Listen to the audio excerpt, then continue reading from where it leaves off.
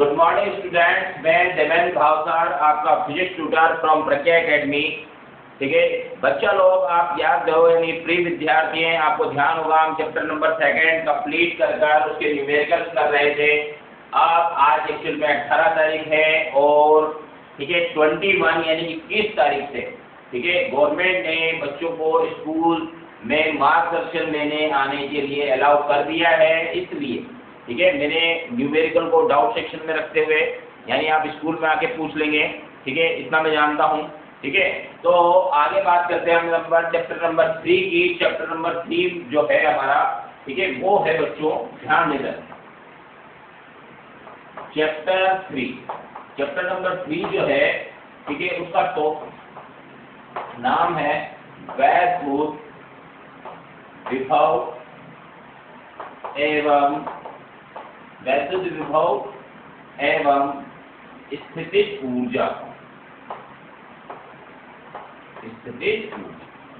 ठीक है ये टॉपिक का नाम है electric potential and potential energy, English में बोलते हैं। यहाँ पर सबसे पहला टॉपिक पढ़ते हैं हम वैद्युत विभवांतर। ये काफी इजी टॉपिक है और सरल भी है, थोड़ा छोटा भी है, ये जल्दी से फिनिश हो जाएगा। ठीक है हम यहाँ पर सबसे पहले पढ़ते हैं वैद्युत विभवांतर। देखो ये बच्चे लोग आप समझते हैं अच्छी तरह से कि ये एक समान वैद्युत क्षेत्र है। यहाँ पर मैंने एक बिंदु लिया A, यहाँ पर एक बिंदु ले लिया मैंने B। अगर मैं एक आवेश को ठीक है एक आवेश Q0 को बिंदु A से B तक लेके जाता हूँ, अगर एक समान वैद्युत क्षेत्र में या किसी वैद्युत क्षेत्र में किसी आवेश यानी Q0 में शो रहा किसी आवेश को बिंदु A से B तक अगर मैं लेके जाता हूँ तो ले जाने में किया गया कार्य VB माइनस VA, ले जाने में किया गया कार्य B से कहाँ जा रहे हैं आप A तक जा रहे हैं, तो सॉरी A से B तक जा रहे हैं, A से B तक ले जाने में किया गया कार्य और जिस आवेश को आप लेके जा रहे हैं उस आवेश का अनुपात। ठीक है ध्यान से सुने, मुझे यहाँ पर दो बिंदु दिख रहे हैं A और B। मैं आपको बता दूं हम कर क्या रहे हैं, बिंदु A व B के मध्य वैद्युत विभवांतर निकाला जा रहा है। यानी कि हम बिंदु A और बिंदु B के मध्य विभवों का अंतर यानी वैद्युत विभवांतर हम निकाल रहे हैं। तो उसको हम कैसे परिभाषित करते हैं, एक समान वैद्युत क्षेत्र में एक आवेश Q0 को मैं बिंदु A से बिंदु B तक लेके जाता हूँ तो ले जाने में किए गए कार्य ठीक है किसी आवेश को वैद्युत क्षेत्र में एक बिंदु से दूसरे बिंदु तक ले जाने में किया गया कार्य और उस आवेश का अनुपात, ले जाने में किया गया कार्य और उस आवेश का अनुपात उन दोनों बिंदुओं के मध्य वैद्युत विभवांतर के बराबर होता है। यहाँ पर आप ध्यान दें थोड़ा सा कि ये बिंदु A इनिशियल है और B बिंदु कौन सा है फाइनल। तो विभवांतर यानी कि अंतर का मतलब हमेशा क्या लिया जाता है VB minus VA is equal to ठीक है ले जाने में किया गया कार्य कहाँ से कहाँ ले जा रहे हैं आप A से B तक ले जा रहे हैं, किसको ले जा रहे हैं Q0 को। तो ले जाने में किया गया कार्य और आवेश का अनुपात जो है वो दोनों बिंदुओं के मध्य वैद्युत विभवांतर के बराबर होगा। अंतर का मतलब होता है बच्चों फाइनल माइनस इनिशियल, यानी अंतिम बिंदु B बिंदु का विभव माइनस बिंदु A का विभव यानी VB माइनस VA यानी फाइनल माइनस इनिशियल। तो ये फाइनल पॉइंट कौन सा है आपका B और इनिशियल पॉइंट है प्रारंभिक बिंदु कौन सा था A। इस आवेश को कहाँ से कहाँ ले जा रहे हैं Q0 आवेश को प्रारंभिक बिंदु A से अंतिम बिंदु B तक ले जाके जा रहे हैं। तो अंतिम बिंदु का विभव माइनस प्रारंभिक बिंदु का विभव यानी कि इसको बोलते हैं विभवांतर। ये विभवांतर जो होगा वो Q0 आवेश को A से B तक ले जाने में किए गए कार्य और लिए जाए गए आवेश Q0 के बराबर होगा। चलो हम आगे बात करते हैं नेक्स्ट हम बात करेंगे बच्चों। तो आपने यहाँ पर देखा ठीक है, एक बार हम बात करते हैं वैद्युत विभवांतर। ठीक है वैद्युत विभवांतर VB minus VA is equal to आपने देखा Q0 आवेश को A से B तक ले जाने में किया गया कार्य और आवेश जिस आवेश को हम लेके गए थे उस आवेश का अनुपात जो है ठीक है वैद्युत विभवांतर के बराबर होता है।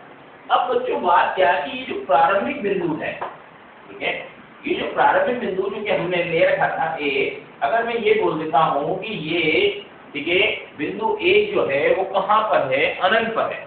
कहाँ पर है, अनंत पर। जैसे मैं एक बार फोटो बनाता हूँ वापस से, देख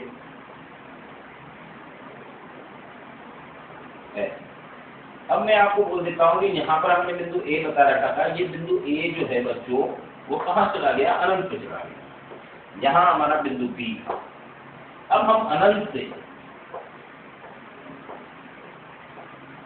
से क्यू नॉट आवेश को लेके आ रहे हैं। कहाँ तक लेके आएंगे बच्चों, बी तक। यानी अब यहाँ बिंदु ए नहीं है, ये बिंदु ए कहाँ चला गया है आपका, अनंत पर। अब हम अच्छी तरह से जानते हैं कि अनंत पर वैद्युत विभव का मान कितना होगा, 0। अनंत पर वैद्युत विभव का मान कितना होगा, 0। तो अनंत पर वैद्युत विभव का मान 0 होगा, तो हम अब यहाँ पर बोलेंगे कि Vp, यानी कि यहाँ पर सॉरी बिंदु ए अनंत पर जा चुका है, अनंत पर वैद्युत विभव कितना होता है, 0। तो हम यहाँ पर बोलेंगे कि बिंदु बी पर विभव बराबर कितना हुआ बच्चों, W अनंत से बी बिंदु तक ले जा रहे हैं, कहाँ से, अनंत से ला रहे हैं, तो अनंत लिखूंगा, अनंत से बी अपॉन कितना हो जाएगा, क्यू नॉट। यानी कहने का मतलब ये हुआ बच्चों कि हम यहाँ पर क्यू नॉट आवेश को अनंत से बिंदु बी तक, क्यू नॉट आवेश को अनंत से बिंदु बी तक लाने में, अनंत से बिंदु बी तक लाने में जो कार्य करेंगे, डिवाइड बाय क्यू नॉट, जिस आवेश को हम लेके आ रहे हैं वो क्या होगा, इस बिंदु बी पर वैद्युत विभव के बराबर होगा। अब बच्चों यहीं पर हम दो बातें कर लेते हैं कि मैं इसको क्यू नॉट को इकाई धन आवेश बोल दूंगा। क्या बोल देता हूँ, धन आवेश। ठीक है, अगर ये इकाई धन आवेश हो गया है तो ध्यान से देखें कि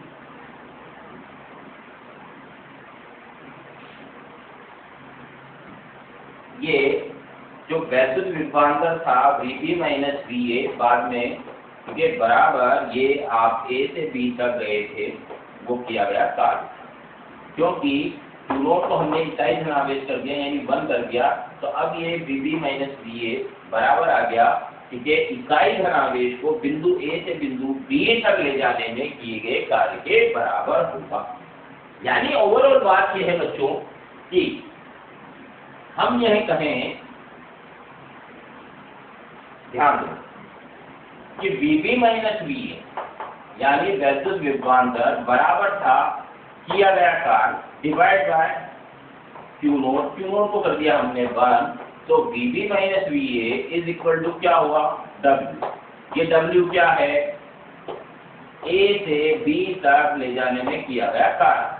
ठीक है, क्यू नॉट को क्या कर दिया हमने 1, तो हम कहेंगे कि इकाई धन आवेश को वैद्युत क्षेत्र में, सिंपल बात करते हैं, ए और बी की बात नहीं करते, कोई भी दो बिंदु हो सकते हैं, तो मैं इसको सिंपल परिभाषा में बोलूंगा, इकाई धन आवेश को वैद्युत क्षेत्र में एक बिंदु से दूसरे बिंदु तक ले जाने में किया गया कार्य ही उन दोनों बिंदुओं के मध्य वैद्युत विभवांतर के बराबर होता है। वापिस से एक बात सुने, इकाई धन आवेश को वैद्युत क्षेत्र में एक बिंदु से दूसरे बिंदु तक, वैद्युत क्षेत्र में एक बिंदु से दूसरे बिंदु तक ले जाने में किया गया कार्य ही उन दोनों बिंदुओं के मध्य वैद्युत विभवांतर के बराबर होता है। क्लियर।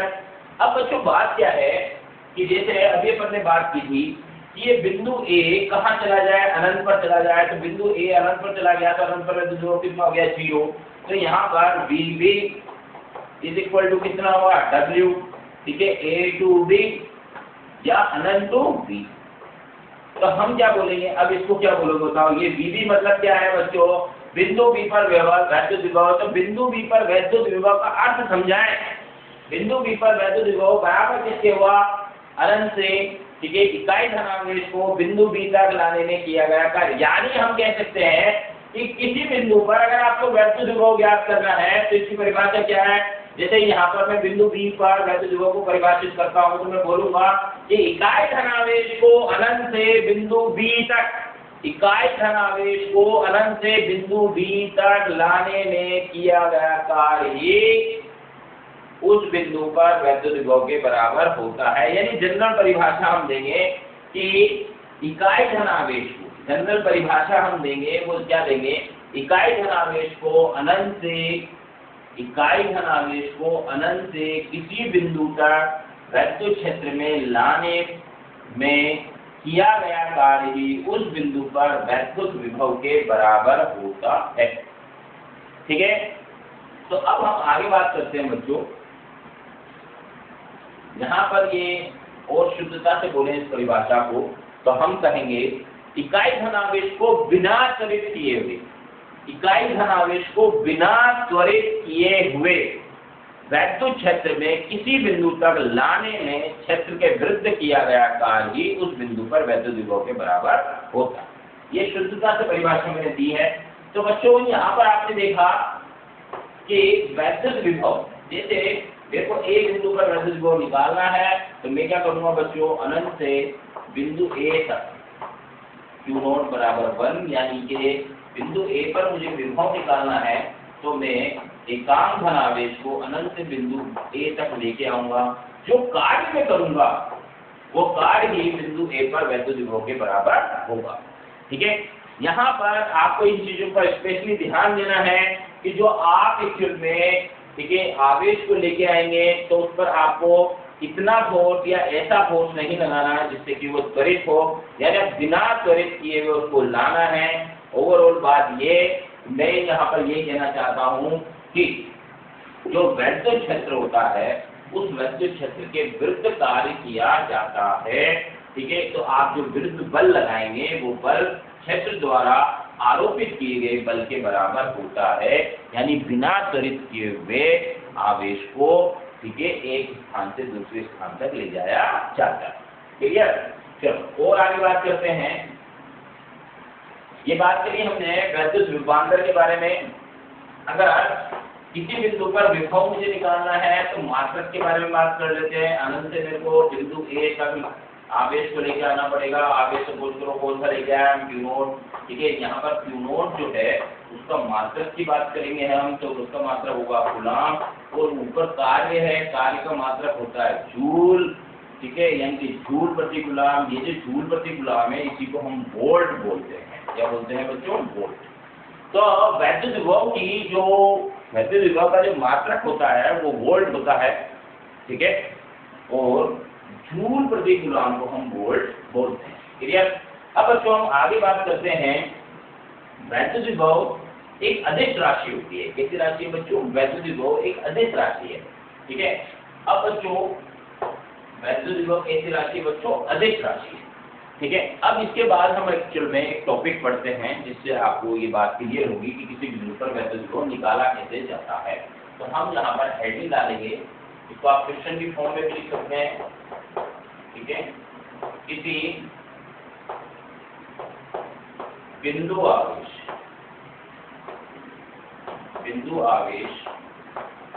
के कारण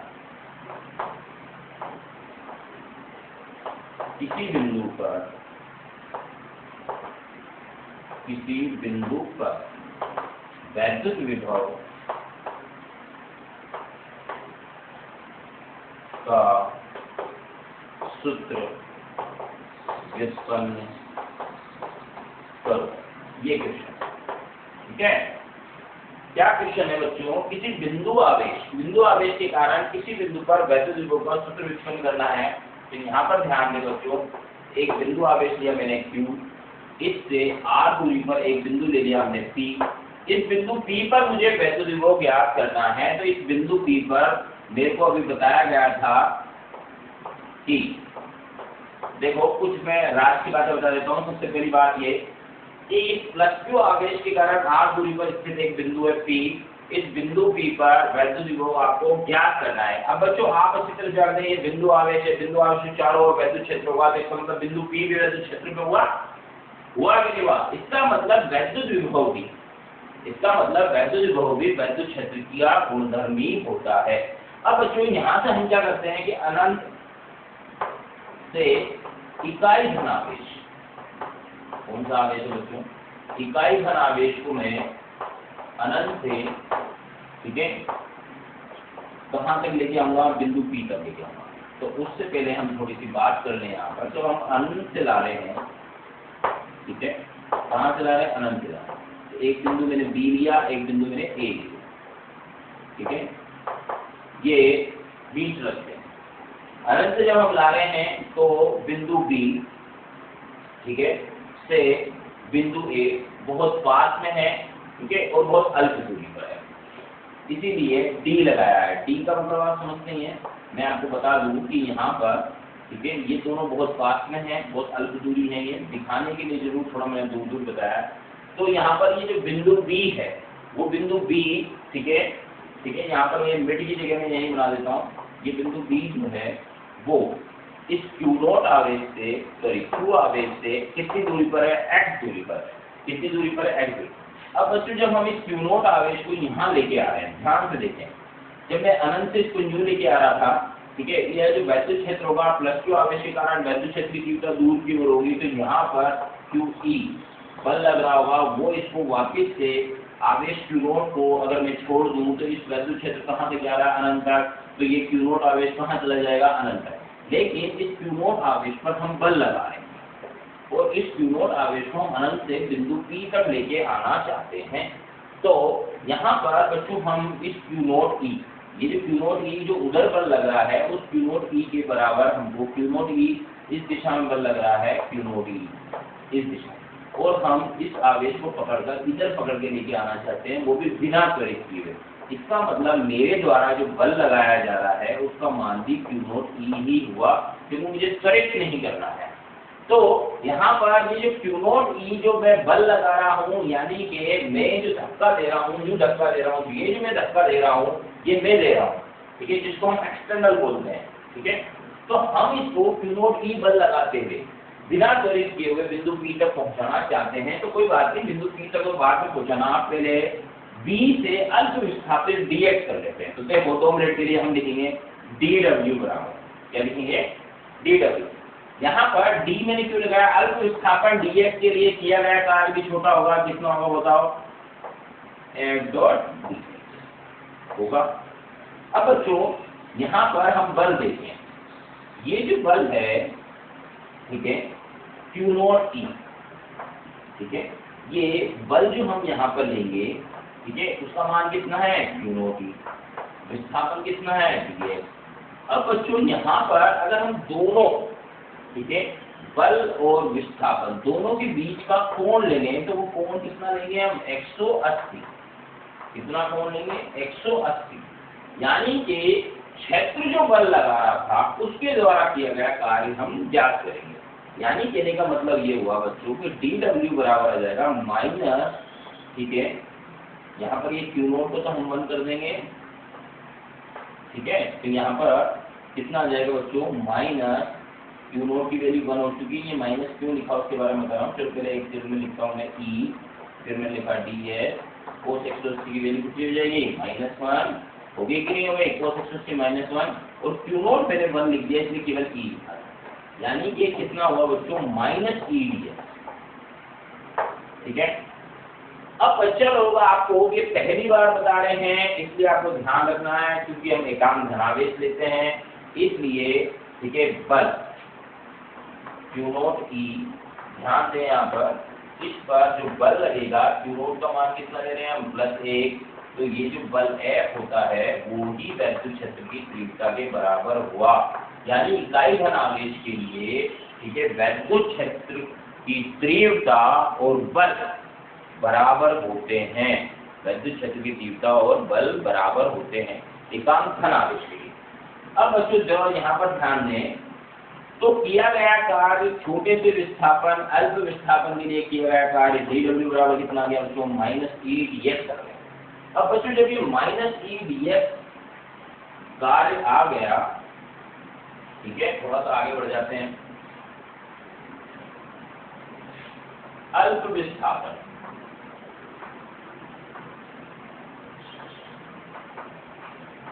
dx के लिए किया गया कार्य,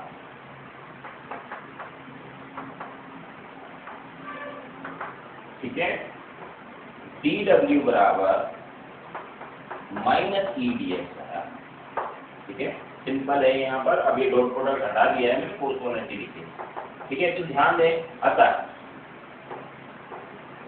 अनंत से बिंदु P तक लाने में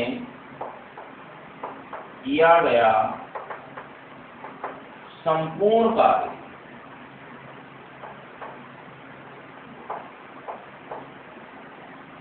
पूर्ण कार्य कितना होगा? W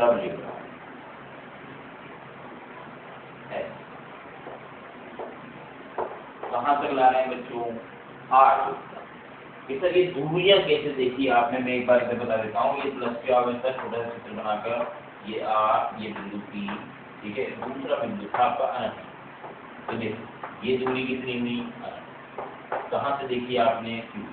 दूसरी दूरी कितनी है? R। कहाँ से कहाँ आ रहे हैं आप? अनंत से, ठीक है, अनंत से आप कहाँ आ रहे हैं? बिंदु P तक आ रहे हैं।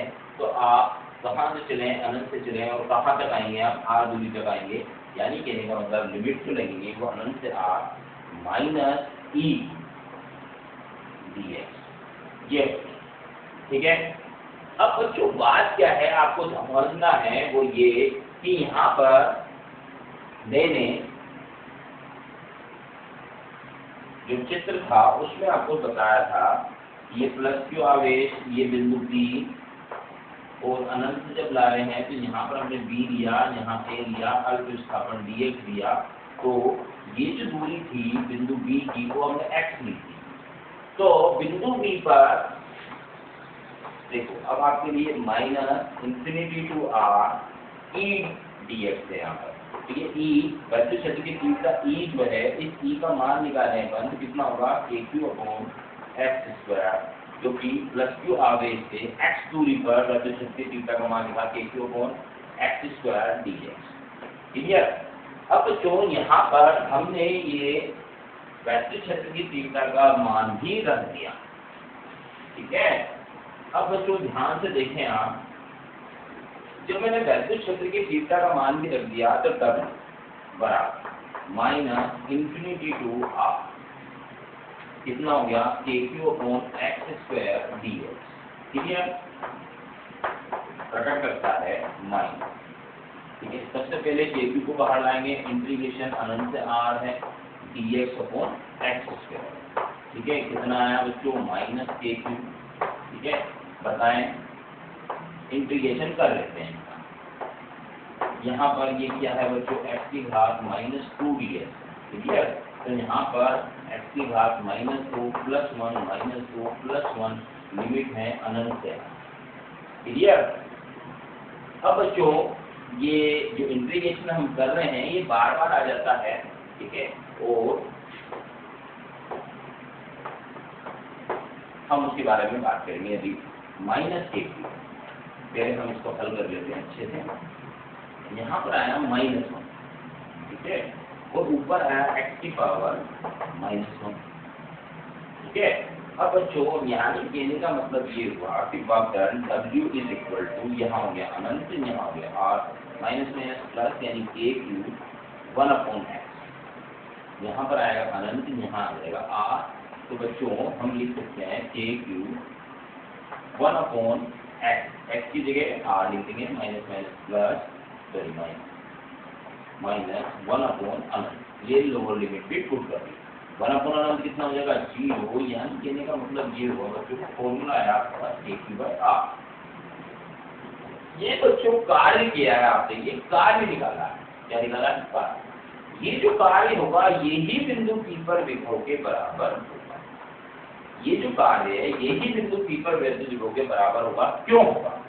ठीक है, जैसे कि आपको कंसेप्ट बताया, डेफिनेशन बताया कि अनंत से हम एकांक धनावेश को लेके आए, अनंत से हम एकांक धनावेश को लाए हैं और बिंदु P पर अनंत से एकांक धनावेश को जब हम लेके आए हैं तो बिंदु P तक, ठीक है, लाने में जो हम कार्य करते हैं वो कार्य ही बिंदु P पर वैद्युत विभव के बराबर होगा। तो ये कार्य आया हमारा, कितना आया? KQ/R।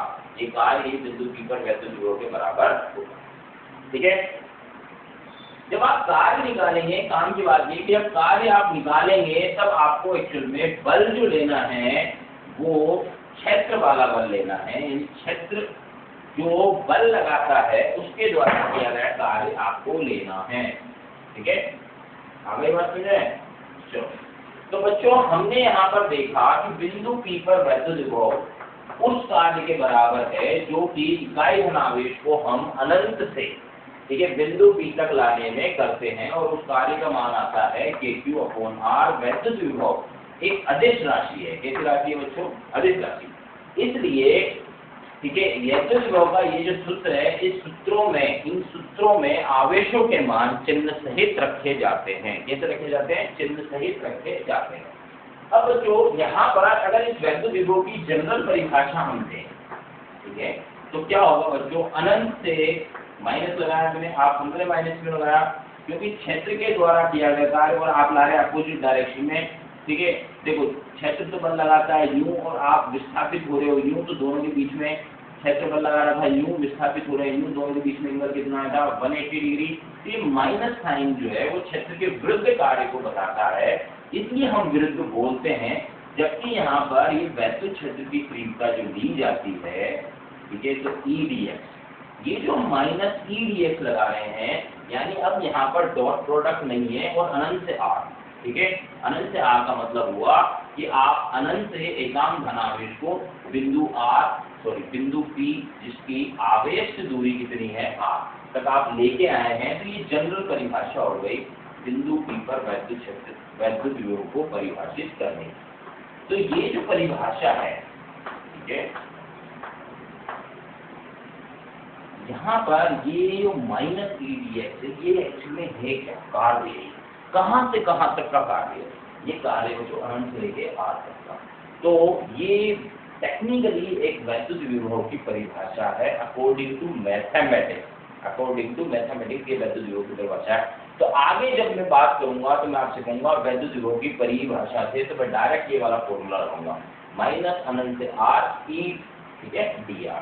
यहाँ पर ठीक है, आप इसको EDR भी कर सकते हैं, क्योंकि अपने स्कूल में, ठीक है, ज्यादातर जो फॉर्मूले अपन ने वैद्युत क्षेत्र की तीव्रता के निकाले हैं वो R के रूप में निकाले हैं, इसलिए जनरल फॉर्म में हम इसको परिभाषित कर सकते हैं इस तरह, ठीक है। तो बच्चा लोग आपको यहाँ पर ध्यान देना है, ठीक है, ये वैद्युत विभव की टेक्निकल यानी मैथमेटिकल फॉर्म में मैंने परिभाषा दी है। इसका अर्थ वही है, एकांक धनावेश को अनंत से वैद्युत क्षेत्र में स्थित किसी बिंदु पर बिना त्वरित किए हुए लाने में किया गया कार्य उसी बिंदु पर वैद्युत विभव के बराबर होता है। क्लियर? चलो अब हम बात करते हैं कि वैद्युत विभव अदिश राशि है, इसलिए, ठीक है, वैद्युत विभव का जो सूत्र होते हैं, जैसे बिंदु आवेश के कारण हमने एक सूत्र निकाला अभी, ठीक है, ये प्लस Q आवेश है और इससे R दूरी पर जहाँ पर एक बिंदु P था, तो इस बिंदु P पर वैद्युत विभव होता है बच्चों के, यहाँ पर आपको प्लस Q लिखना है अपॉन R। ये प्रैक्टिस में डाल रहे हैं। अगर ये माइनस Q होता और यहाँ पर बिंदु P, ये दूरी R, तो हम इस बिंदु P पर वैद्युत विभव बराबर K minus Q upon R, यानी आवेशों के मान से माइनस Q के कारण वैद्युत विभव कैसा हुआ? नेगेटिव। केवल डायरेक्ट साइन से मतलब है, वो प्लस Q आवेश के कारण वैद्युत विभव कैसा हुआ? पॉजिटिव। यानी हम कहेंगे कि धन आवेश के कारण वैद्युत विभव धनात्मक होता है, ऋण आवेश के कारण वैद्युत विभव ऋणात्मक होता है। क्लियर? चलो अब आप आगे बात करते हैं। देख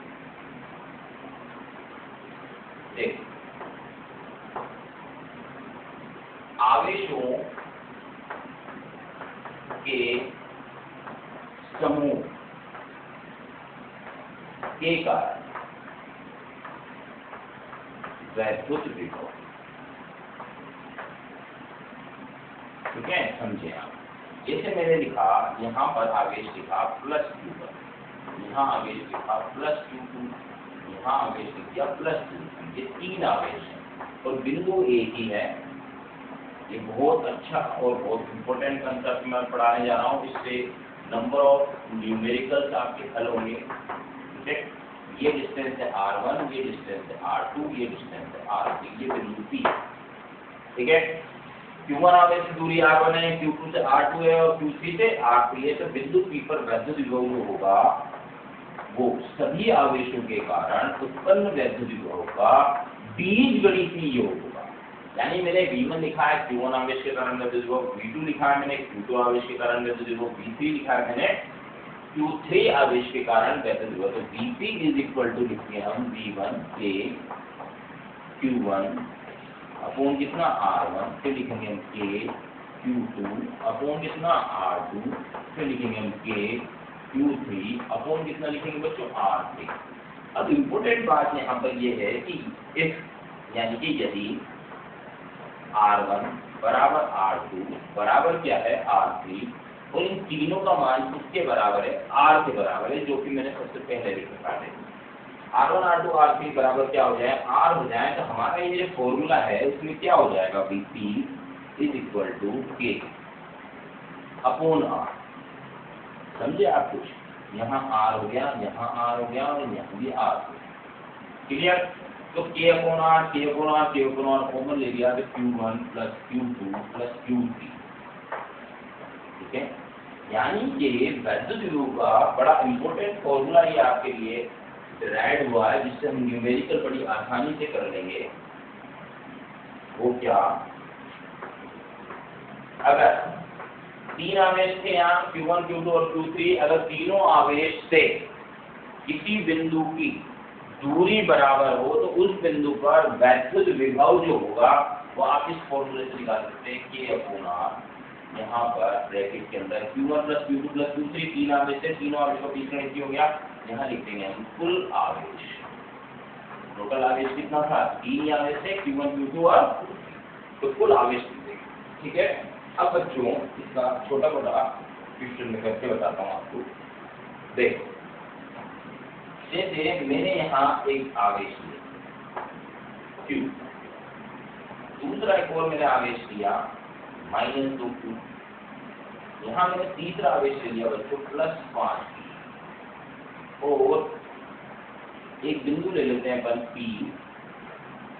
ठीक है, ये दूरियां सपोज ये 10 सेंटीमीटर, ये 10 सेंटीमीटर, ये भी 10, यानी बिंदु P जो है वो इस तरह। तो बिंदु P पर वैद्युत विभव और यहाँ पर Q जो है उसका मान है कितना ले लें, 2 माइक्रोकूलम। कितना ले लें, 2 माइक्रोकूलम। ठीक है, तो बिंदु P पर वैद्युत विभव V बराबर होगा K अपॉन R। ठीक है, देखो R तीनों आवेशों से बिंदु की दूरी बराबर है, कुल आवेश का बीजगणितीय योग हमको करना है। ये Q, ये -Q, ये -2Q प्लस ये कितना है 5। तो Vp बराबर क्या होगा बच्चों, A/R। यहाँ पर कितना होगा, ठीक है, 5 और 1 6, में से 2 चले जाएंगे, कितना आएगा 4। ठीक है, तो Vp K, A की वैल्यू है 9 × 10⁻⁹। ठीक है, R की वैल्यू है 10 सेंटीमीटर, 10 × 10⁻²। ठीक है, फिर है 4 और Q की वैल्यू है 2 माइक्रोकूलम, तो 2 × 10⁻⁶। इस तरह से हम प्रश्न को हल करेंगे। आंसर क्या आएगा, वोल्ट। क्लियर? चलो हम आगे बढ़ते हैं। नेक्स्ट क्या है बच्चों, देखो ये क्वेश्चन बहुत जगह काम में आता है। जैसे आपसे कह दिया जाए, ये समबाहु त्रिभुज है, इस समबाहु त्रिभुज पर यहाँ Q आवेश है, यहाँ भी Q है और यहाँ भी Q है, ये डिस्टेंस A, ये डिस्टेंस A, ये डिस्टेंस A, यानी समबाहु त्रिभुज है तो भुजाएं तो बराबर होंगी। ठीक है, अब ये समबाहु त्रिभुज का केंद्र है O, इस बिंदु O पर वैद्युत क्षेत्र की तीव्रता, एक तो EO क्वेश्चन मार्क है और एक VO क्वेश्चन मार्क है।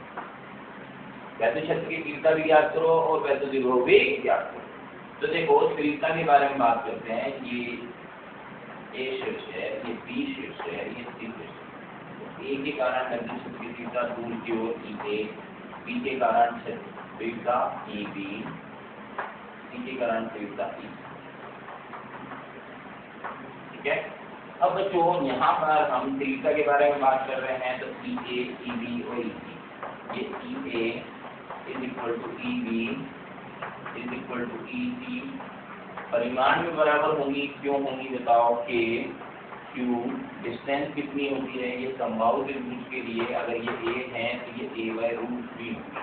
कितनी डिस्टेंस होगी, A/√3 का स्क्वायर। ये मैंने मान लिखा है। अभी मैं बता दूंगा आपको कि ये a/√3 कैसे आया, ठीक है। तो यहाँ पर शीर्ष से केंद्र के बीच की दूरी, ये जो दूरी है वो a/√3, ठीक है। इसके बारे में अपन बात करेंगे। तो यहाँ पर परिमाण समान है। तो देखो बच्चों, यहाँ पर बिंदु O की बात करें तो ये EA था, ये EB था और ये EC था, और इनके बीच और कोण की बात करेंगे तो 120, 120 और 120। अगर तीन बल या तीन वैद्युत क्षेत्र की तीव्रताएं परिमाण में समान हो और उनके मध्य कोण 120 डिग्री, 120 डिग्री, 120 डिग्री हो, तो ऐसी स्थिति में कुल वैद्युत क्षेत्र की तीव्रता कितनी होगी? शून्य होगी। कितनी होगी बच्चों? कुल वैद्युत क्षेत्र की तीव्रता कितनी होगी? शून्य होगी, ठीक है। तो ये तो बात हो गई तीव्रता की। अब बिंदु O पर वैद्युत विभव निकालना है, तो बड़ा आसान काम है। इस शीर्ष से और इस शीर्ष से बिंदु O की दूरी समान होगी। a/√3 पर क्या लिखेंगे? k/a/√3 जो दूरी होगी वो लिखनी है k/r। r के मान यहाँ पर कितना है? ठीक है, a/√3। कुल आवेश Q और Q, तीन आवेश है तो 3 है, यानी कि आंसर आ जाएगा 3kQ अपॉन a/√3। मीन्स हम आंसर दे देंगे 3√3 kQ अपॉन a, ये आंसर, ठीक है। चलो, अब ये a/√3 मैंने दूरी कैसे लिखी थी उसके बारे में बता देता हूँ थोड़ा सा। ये हमने लिया है एक समबाहु त्रिभुज, ये ठीक है, ध्यान दें।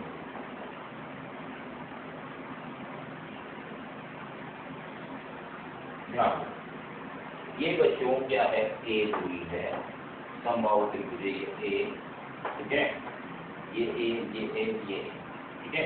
ये दूरी हम मान लिए r। ये कोण कितना होगा? 30 डिग्री होगा। यहाँ से मैं डॉट डॉट डॉट, ठीक है, लंब डाला, तो लंब डालने पर इतना कंफर्म है कि ये a/2 डिस्टेंस होगी कि नहीं, ठीक है। तो हम क्या करेंगे बच्चों? हम लिखेंगे यहाँ लिखता हूँ cos 30 इज इक्वल टू, ठीक है, यानी कि आधार cos 30 बराबर आधार बटे कर्ण। 90 डिग्री के सामने वाला r कर्ण हो गया जिसका मान हमें निकालना है, ठीक है। और यहाँ पर 30 डिग्री के सामने वाला ये लंब हो गया, तो आधार कौन है? a/2। आधार बटे कर्ण का मान निकालना है, यानी r का मान निकालना है हमको। तो हम cos 30 से डिवाइड कर देंगे, तो a/2 divide by cos 30। cos 30 का मान कितना होता है? √3 बटे 2, तो √2 से 2 से 2 कैंसिल, a/√3। इस तरह से समबाहु त्रिभुज जिसकी भुजा a हो, कि एक शीर्ष से केंद्रक के बीच की दूरी जो होती है वो a/√3 होती है, ठीक है। चलो, अब हम आगे बात करते हैं कि यहाँ पर आवेश है Q, यहाँ पर फिर आवेश है Q, फिर यहाँ पर आवेश है Q और यहाँ आवेश है Q, ठीक है। यहाँ पर फिर वो केंद्रक, ये जो वर्ग है, ठीक है, इस वर्ग का केंद्र O, इस पर गोली तीव्रता OEO क्वेश्चन मार्क और BO भी क्वेश्चन मार्क। तो देखो, इसको शीर्ष A बोल देते हैं, ये EA, ठीक है, ये B हो जाएगा, ये EB, ये हो जाएगा आपका EC और ये हो जाएगा आपका ED। क्लियर? ये जो है कैंसिल, ये EB जो है वो EC को कैंसिल कर देंगे। मीन्स एक्चुअल में कुल मिलाकर ये सारी वैद्युत क्षेत्र की तीव्रताएं एक दूसरे को कैंसिल कर देंगी और कुल वैद्युत क्षेत्र की तीव्रता बिंदु O पर शून्य हो जाएगी। अब हमको बिंदु, ठीक है, अब हमको जो बिंदु O है, ठीक है, इस बिंदु O पर वैद्युत विभव ज्ञात करना है। तो ये दूरी कितनी होगी? इतना तो आप समझते होंगे a/√2 होगी, क्योंकि ये पूरी दूरी जो है वो टोटल दूरी यहाँ से लेके और यहाँ तक ये जो दूरी होगी वो √2 होगी कि नहीं? डिवाइड बाई 2 करना है क्योंकि हमको तो हाफ ही चाहिए, तो 2 से डिवाइड करेंगे तो a/√2 हो जाएगी, ठीक है। अब बच्चों, तो बिंदु O पर वैद्युत विभव बराबर होगा k/r। r का मान कितना होगा? a/√2। कुल आवेश कितना हो गया? 4, ठीक है। तो सर मान लो 2 मिनट के लिए कि सर ये वाला आवेश और माइनस क्यू होता तो कोई परेशानी नहीं थी, 3 तो प्लस है ना, तो आप यूँ लिखते हैं Q plus Q minus Q से क्यू कैंसिल हो जाएगा। बीज गणित योग करना है, माइनस आवेश को माइनस जोड़ो, आपको कोई प्रॉब्लम नहीं। कितना आंसर हो जाता है 2 क्यू, 2 क्यू अपॉन कितना हो जाता है बच्चों, 1 हो जाएगा। क्लियर? तो बच्चों एक लास्ट क्वेश्चन अपन बता देते हैं आपको, ठीक है। देख, मैंने एक अच्छा क्वेश्चन है ये, जनरली ये क्वेश्चन जब बच्चों से पूछा जाता है तो उनको आता नहीं है, जबकि एक छोटी सी बात होती है। मैं आपसे बोल रहा हूँ कि ये एक रिंग यानी कि छल्ला है। क्या है बच्चों? छल्ला। इस पर प्लस क्यू आवेश एक समान रूप से वितरित है, ठीक है। अब बच्चों ये जो छल्ला है, इस छल्ले की त्रिज्या है r, और यहाँ पर टोटल आवेश जो रिंग पर फैला हुआ है ना बच्चों, ये टोटल आवेश जो फैला हुआ है वो कितना फैला हुआ है, q। टोटल आवेश जो फैला हुआ है वो कितना फैला हुआ है, q फैला हुआ है, ठीक है। तो ये जो बिंदु O है, इस बिंदु O पर वैद्युत विभव निकालना है और तीव्रता भी निकालनी है। तीव्रता क्यों नहीं पूछ रहे, तीव्रता भी पूछो। ये EO क्वेश्चन मार्क और VO भी क्वेश्चन मार्क, ठीक है। तो सबसे पहले अपन तीव्रता के बारे में बात करते हैं। अब बच्चों यहाँ पर क्या है, ये सतत आवेश वितरण, यहाँ से लेके आवेश वितरण। तो मान लिया मैंने ये रिंग है, तो ये जो यहाँ से लेके यहाँ तक,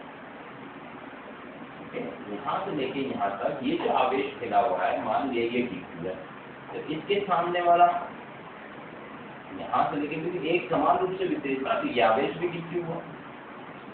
तो इस dq आवेश के कारण वैद्युत क्षेत्र की तीव्रता अगर ऐसे हुई तो इस dq के कारण वैद्युत क्षेत्र की तीव्रता ऐसे होगी। ये कैंसिल हुआ कि नहीं? तो यहाँ पर जितना आवेश होगा यहाँ पर, उसके कारण वैद्युत क्षेत्र की तीव्रता न्यू, तो यहाँ पर जितना आवेश होगा उसके कारण वैद्युत क्षेत्र की तीव्रता न्यू, यानी ये कैंसिल हो जाएगा, ठीक है। यानी EO तो फिर कितना आ गया, 0। लेकिन VO 0 आया क्या? VO के लिए बात करते हैं। देखिए, आप अच्छी तरह से जानते हैं टोटल आवेश यहाँ पर मैं एक छोटा सा, ठीक है, अल्पांश ले लेता हूँ dq, ठीक है। तो मैं यहाँ लिखूंगा बिंदु O पर वैद्युत विभव K/r, ये जितने भी छोटे छोटे अल्पांश में dq